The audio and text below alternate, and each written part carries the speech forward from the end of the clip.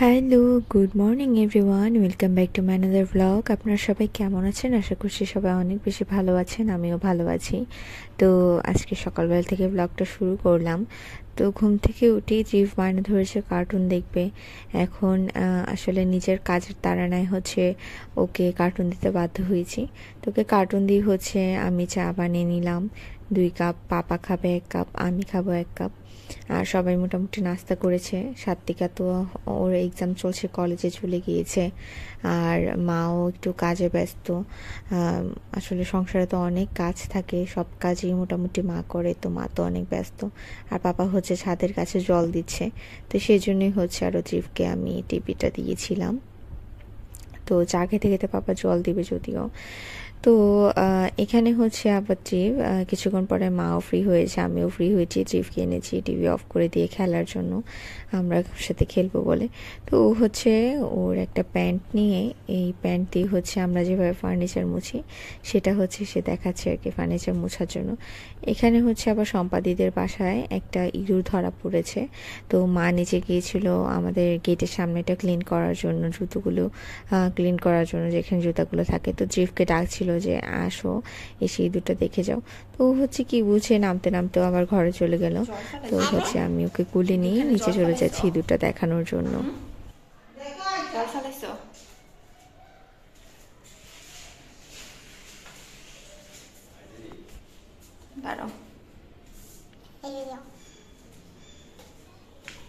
আমি এখন কি করে নাম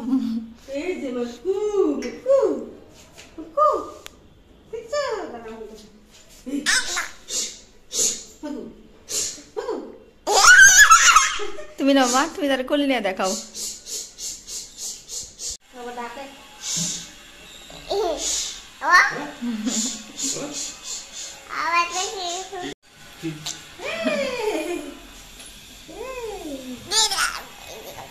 কি বলো?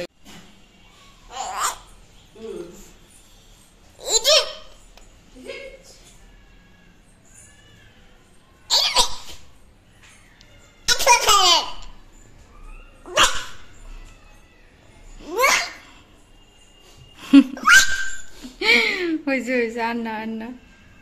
আরে বেচারা ধরা খেয়ে গেছে। চলো, হ্যাঁ হ্যাঁ হয়েছে। তোকে ফুদ চি চি চি চি চি। চলো মাঝে চলো, তুই ছি করতেছ।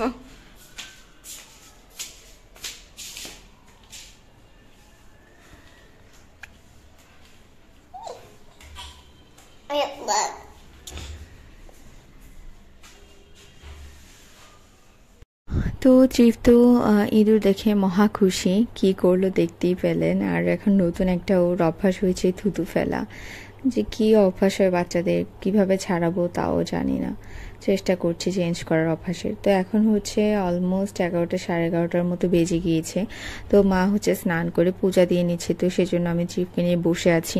আসলে আমি হচ্ছে আজকে আমার আর আমার বোনের পুরো শীতে যে ব্ল্যাঙ্কেট 2টা আমরা ইউজ করেছিলাম, ব্ল্যাঙ্কেট না, পাতলা একটু কম্বলের মতো যে 2টা ইউজ করেছিলাম, সেটাই হচ্ছে ভিজিয়ে দিয়েছি। কারণ এখন তো শীত শেষ, তো এটা ভালো করে ধুয়ে শুকিয়ে এখন রেখে দেওয়ার সময় চলে এসেছে।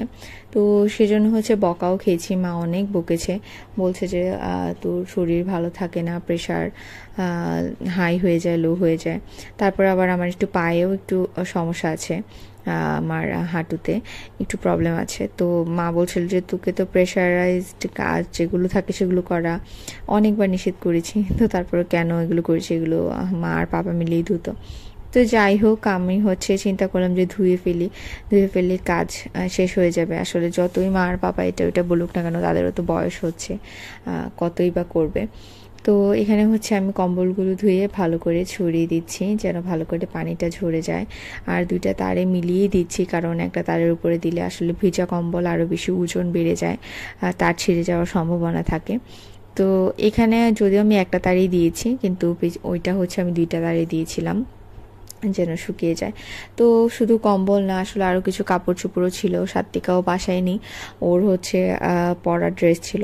তো সব কিছুই হচ্ছে আমি ধুয়ে দিয়েছি। মারও কয়েকটা মিক্সি ছিল, মা বলছিল যে এগুলো পরে ধুয়ে দেবে, আগে কাজটা সেরে নে। তো আমি হচ্ছে আর ওয়েট করিনি, আমি সব কিছু হচ্ছে ধুয়ে দিয়েছি, ধুয়ে একসাথে ছাদে ছড়িয়ে দিলাম তাড়াতাড়ি করে যেন শুকিয়ে যায়। যদিও কম্বল দুইটা শুকিয়ে উঠতে পারেনি আজকের মধ্যে আর কি, আশা করছি কালকে শুকিয়ে যাবে। তো কালকে আবার একটু রোদ দিয়ে রাখলে তো একেবারে হচ্ছে ভালো করে শুকিয়ে যাবে।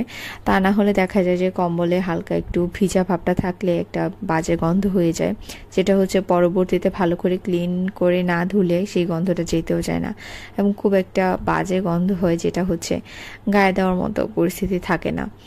তো যাই হোক, আমি কাপড় চোপড় ছড়িয়ে হচ্ছে একেবারে আবার বাসায় চলে গিয়েছি। বাসায় গিয়ে চিফকে স্নান করিয়েছি, খাইয়েছি।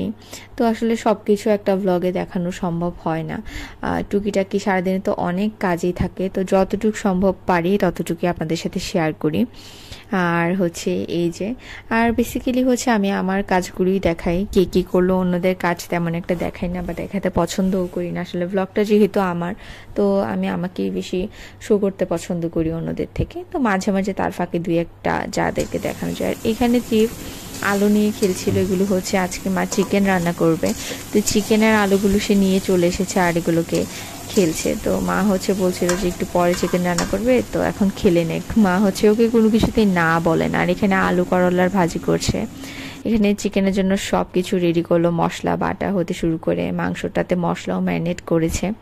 পরে হচ্ছে ত্রিবের কাছ থেকে আলুগুলো এনে, যেহেতু এগুলো ফ্লোরে মানে ও একেবারে ফ্লোরের মধ্যে গড়াগড়ি খাওয়াচ্ছিল এগুলোকে, তো মা হচ্ছে পরে আলুগুলোকে এনে ভালো করে টাটকা গরম জল দিয়ে হচ্ছে ভালো করে ধুয়ে তারপর রান্না করেছে। আসলে একটু খাবার টাবারের ক্ষেত্রে একটু হাইজিন মেনটেন করা উচিত।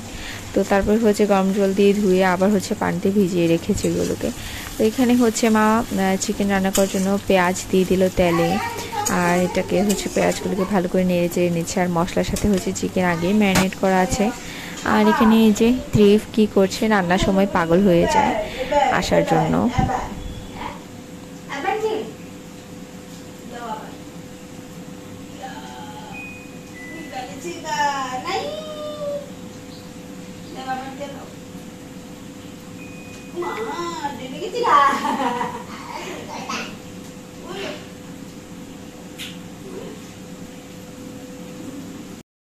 তো মা হচ্ছে ওকে কোনো রকম বুঝ টুজ দিয়ে আবার হচ্ছে ওই রুমে নিয়ে রেখে চলে এসেছে, কিন্তু ও কি আর সেটা মানে, আবার চলেই আসে। রান্নার সময় পাগল হয়ে যায়, কুলে উঠে রান্না দেখার জন্য। আমিও রান্না করলে ওই একই কাজ করেছি। তো এখানে হচ্ছে মা সবগুলো চিকেন আলু টালু একসাথে দিয়ে দিলে ওরা ভালো করে কষিয়ে নেবে। তো চিকেন রান্না তো এটা একেবারেই ইজি। তো চাইলে আপনারা আমার চ্যানেলেও দেখতে পারেন, আমি আমার রেসিপি শেয়ার করেছি আমি যেভাবে চিকেন রান্না করি। আর এখানে হচ্ছে মা রান্না করছে, যেহেতু মা মার মতো করে রান্না করছে। তো সবগুলো চিকেনকে একসাথে কষিয়ে তারপর ঝোল দিয়ে ফুটিয়ে নেবে, এই তো ব্যাস। আমার কাছে মনে হয় যে চিকেন রান্না করা সব থেকে বেশি ইজি অন্যান্য সব কিছু থেকে। মানে অনেকে আবার এই জিনিসটা ভয় পায়, চিকেন রান্না চিকেনটা পারফেক্টলি হলো কিনা, বা যে কোনো মিট রান্না করতে একটু ভয় পায়। কিন্তু আমার কাছে মনে হয় যে এই আইটেমগুলো সব থেকে সহজ আর কি। কারণ সবজির সাথে একটা বিষয় থাকে যে কোন মশলাটা মানাবে, কোন মশলাটা মানাবে না, কোন ফোড়নটা দিলে ভালো হবে। তো সেক্ষেত্রে একটা চিন্তা থাকে, কিন্তু এটা চিকেন জাতীয় যা আছে, মিট জাতীয় যা আছে, এগুলোতে সেরকম চিন্তা থাকে না। সব রকমের মশলা দিয়ে ভালো করে কষিয়ে রান্না করে নিলেই হলো। তো এই আর কি। তারপর হচ্ছে আমরাও স্নান টান করে নিয়েছি, খেয়েও নিয়েছি। খাওয়ার মানে আমি ব্লগে খুব কমই আমাদের খাওয়ার দৃশ্য দেখাই আর কি, মানে চেষ্টা করি এটা না দেখানোর, মানে দেখাতে ইচ্ছে করে না, কারণ খাওয়ার টাইমটা একেবারে ফ্রিলি খাবো সেটাই ভালো লাগে, তো মাঝে মাঝে তারপরে শেয়ার করি। আর এখানে দেখেন ত্রিফ কী করছে, ত্রিফকে এনেছি ঘুম পাড়ানোর জন্য দুপুরবেলা। আমরা সবাই শুয়ে আছি, কিন্তু সে ঘুমাবে না, সে হচ্ছে মা মোবাইল নিয়েছিল আর কি। সারাদিন তো মা ফেসবুক স্ক্রোল করার টাইম পায় না, তো স্ক্রোল করার জন্য মা মোবাইল নিয়েছিল। যে হচ্ছে সেটা মানে টেনে টুনে নিজে নিয়ে হচ্ছে হেলাহেলা শুরু করে দিয়েছে। ওর এই যে এই নেশাটা যে কবে কাটবে, সে যে কার সাথে তো ফোনে কথা বলে সেই ভালো জানে।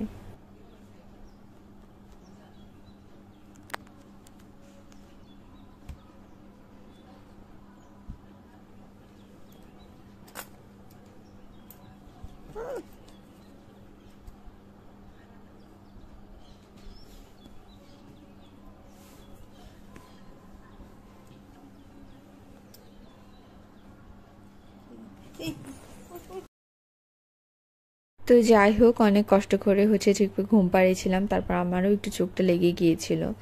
আর এখানে হচ্ছে এবার সন্ধ্যা হয়ে গেছে, ঘুম থেকে উঠে গিয়েছি আমিও, ত্রিভও। আর হচ্ছে আমি চা বানিয়ে নিয়েছি, এখন হচ্ছে স্যারের বাসায় যাব প্রাইভেটে।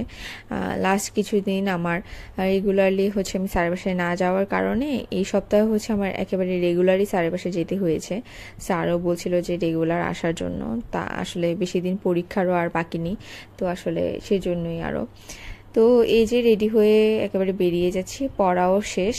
তো তারপর হচ্ছে এখান থেকে বেরিয়ে যাচ্ছি। আমার ফ্রেন্ড হচ্ছে বলছিল যে ও আসলে বিজনেস করে, নকশি কাঁথার বিজনেস, তারপর হচ্ছে বেডশিটের বিজনেস, মানে এগুলো হচ্ছে সে সেল করে। অনেক সুন্দর সুন্দর নকশি কাঁথা আমিও ওর থেকে নিয়েছি। তো যাই হোক, আপনারা যদি কেউ নিতে চান আমাকে কমেন্ট করে জানাতে পারেন। ওর কাছ থেকে খুব ভালো মানের এবং কোয়ালিটির সুন্দর কিছু নকশি কাঁথা সে মানে সে প্রোভাইড করবে। তো যাই হোক, এখানে হচ্ছে ওর সাথে সেই জন্যই যাচ্ছি। ওর হচ্ছে কিছু কাপড় কেনার আছে, অনেক কাপড় কিনতে হয়, যেহেতু নকশি কাঁথা বানাবে অনেকটা কাপড়ের দরকার। তো এখানে হচ্ছে কান্দির পাড় দিয়ে অনেক দিন পর যাচ্ছি, মানে ফাল্গুনের পরে আমার আর এখানে আসা হয়নি, বিভিন্ন কারণে আসলে বের হতে পারিনি আর কান্দির পাড়ের দিকে। এখানে দেখি যে যেহেতু অলরেডি রমজান চলেই এসেছে, সামনে ঈদ, তো ঈদের একটা মানে মুখর পরিবেশ, একটা সেলিব্রেশন হবে, সেটা লাইট বা মরিচা বাতিগুলো দেখেই বোঝা যাচ্ছে। খুব ভালো লাগে আমার এই টাইমটা, মানে এরকম সব কিছু সাজানো টাজানো দেখতে। তো সব মার্কেটে মোটামুটি সাজানো হচ্ছে, আর সবাই মোটামুটি প্রিপারেশন নিচ্ছে আস্তে আস্তে যে শপিং টপিং করবে। তো সব ব্র্যান্ডগুলো হচ্ছে হাইলাইট করার জন্য তারাও মরিচা বাতি ব্যবহার করেছে, ভালো লাগছিল দেখতে। তো এই তো তারপর আমার ফ্রেন্ডের সাথে দোকানে গেলাম, সে হচ্ছে কাপড় কিনলো। তো অলরেডি বাসায় ফিরতে ফিরতে আমার 9টার মতো বেজে গিয়েছে। তো আজকের ব্লগটা এই পর্যন্তই থাকছে।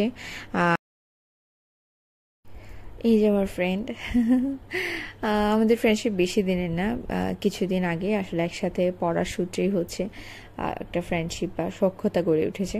তো আমার ব্লগটা আজকে এই পর্যন্তই থাকছে। যারা হচ্ছে আমাকে এখনও সাবস্ক্রাইব করেনি তারা অবশ্যই সাবস্ক্রাইব করে দেবেন এবং আমার পাশেই থাকবেন, আমাকে সাপোর্ট করবেন। ফ্রেন্ডস অ্যান্ড ফ্যামিলির সাথে আমার ব্লগগুলো যদি ভালো লাগে তাহলে অবশ্যই শেয়ার করবেন। দেখা হচ্ছে নেক্সট ব্লগে। টিল দেন সবাই অনেক ভালো থাকবেন এবং সুস্থ থাকবেন। টাটা।